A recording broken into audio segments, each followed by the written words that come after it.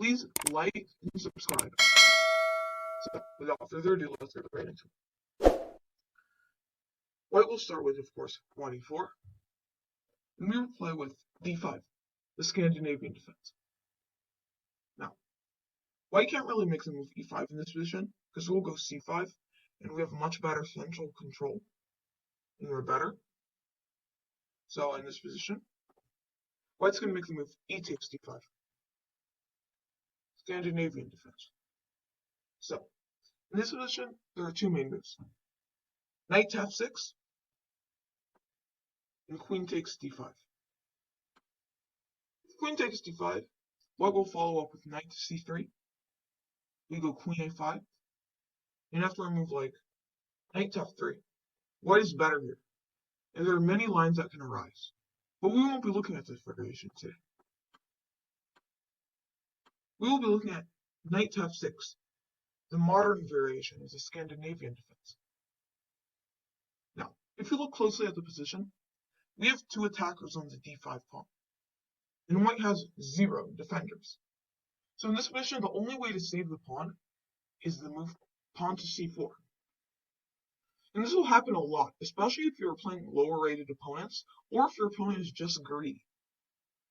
So in this position, you have a trick up your sleeve. You're going to make the move pawn to e6. This move indicates the Icelandic gambit for black. Now, in this video, of course, we're going to be looking at d takes e6 and bishop takes e6. Icelandic gambit accepted. Now, there are many moves for white here, like knight to f3, knight c3, and d4.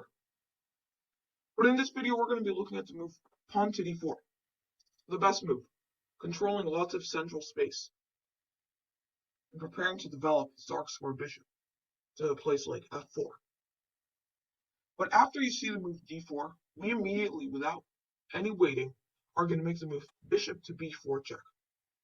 A very forcing move, developing a piece, getting ready to castle, and giving check to the white king on e1. Now, there are two options to block this check. Knight to c3, and bishop to d2. First, let's look at knight to c3. With knight to c3, we follow up with the forcing move, knight to e4, putting even more pressure on the c3 knight.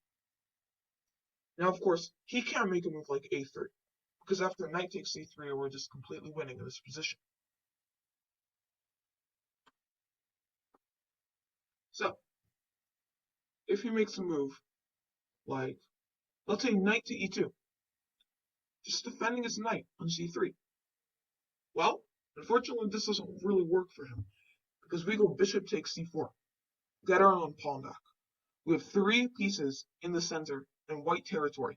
He has 2 developed pieces, his bishop is cramped in, and we're already ready to castle, while he has still some time to get his bishop out. And white has this isolated d-pawn, which can be a really critical weakness in the middle game and endgame. So knight to e2 doesn't work. Same goes for bishop to d2. From bishop to d2, we can also win the pawn with a move like queen takes d4. And we're doing really good here. We're applying even more pressure. And we're threatening checkmate on f2. This is definitely much, much better for black. So, the only move to defend this knight, which is good, is queen to d3.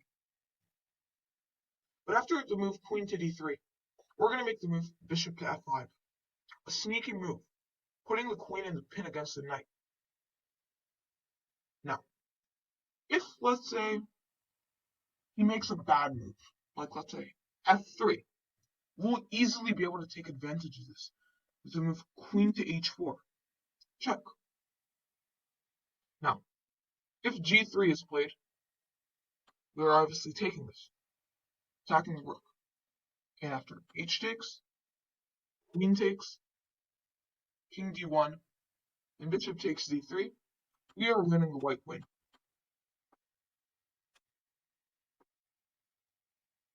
This shows how dominant black is in this position. And this obviously concludes that the move knight c3, block the check is not a good move. So the only move left is bishop to d2. Now, in this position, we will go bishop takes d2, and queen takes d2 here is pretty much forced, because if knight takes d2, queen takes d4, and we are much better.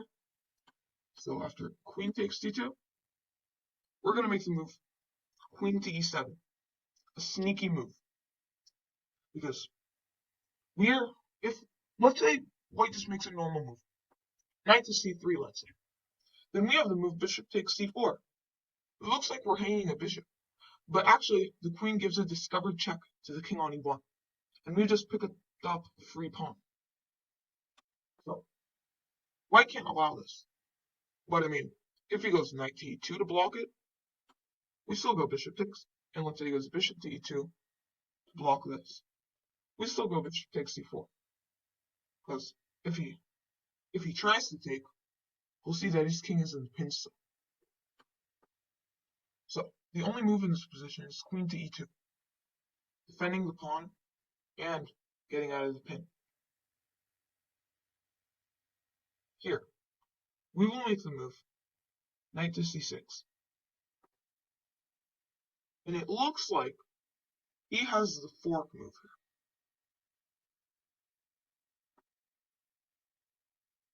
It really does look like it.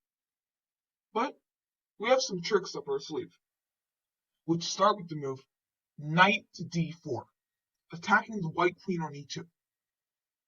Now, let's say the white queen moves to e3. Well, this is a blunder, because knight c2 is a royal fork, forking all three major pieces in the white camp.